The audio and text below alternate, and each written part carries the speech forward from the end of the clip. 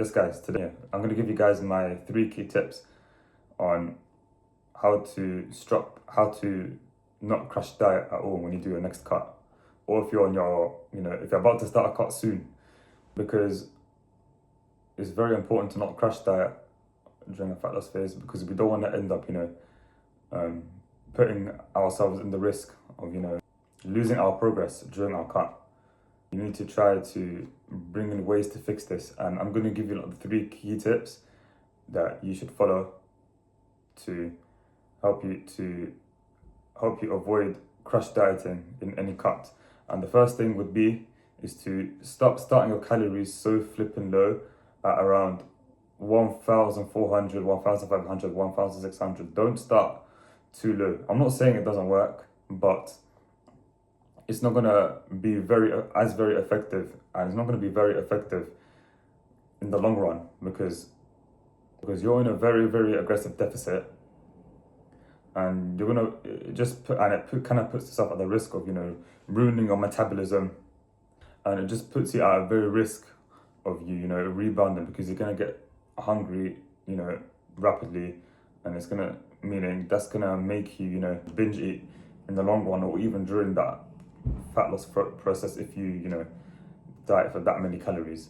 So instead, drop just below maintenance and increase the deficit through your 10k steps and with 20 minutes of any form of moderate cardio daily. But for me, I'd recommend doing either incline treadmill or stairmaster. But yeah, do it that way, and as long as you lose 0.7 to 1 kg of body fat per week, or 0.8 to 1% of your body weight per week, then you should be fine, guys. But yeah, if you're losing more than that, then that's the sign that you should not start your calories this slow.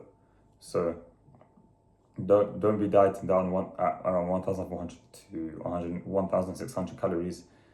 And unless if you've got a high amount of body fat, if you're 30% body fat or above, then yeah, you can get away with eating at 1,600 or 1,400 calories, because you've got a lot of stored energy within you, so it is safe to do that.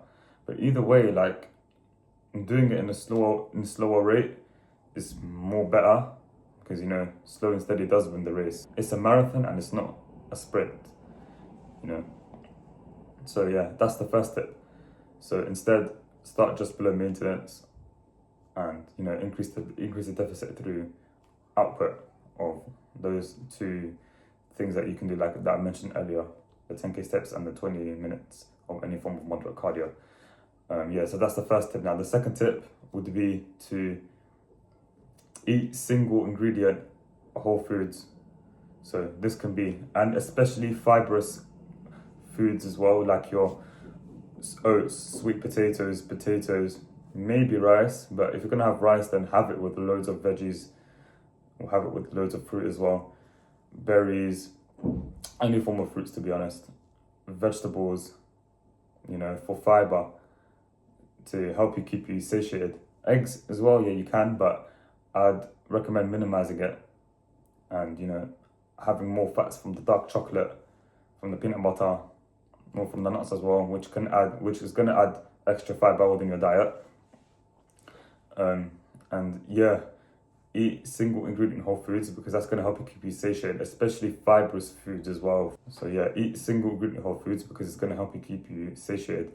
And the third key tip that you guys should probably do, and this is a tactical tip, this would be to implement refeed days if you're cutting for more than 10 weeks.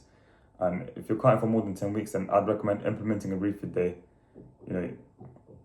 once every 2 weeks, or you can do, to be honest, you don't even need to do it once every 2 weeks, to be honest, if you're doing it for 9+ weeks, 10+ weeks. But in general, I'd recommend doing a refeed day once every few weeks if you cut for 10+ weeks. 10+ weeks, yeah.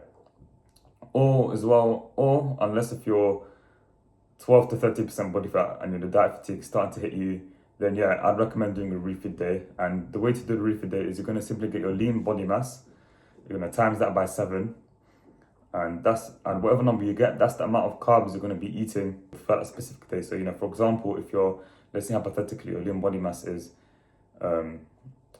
60 kg, and you know, if you times that by 7, you get 420 grams of carbs, 420 grams, and that amount is the amount of carbs you're going to simply try to eat.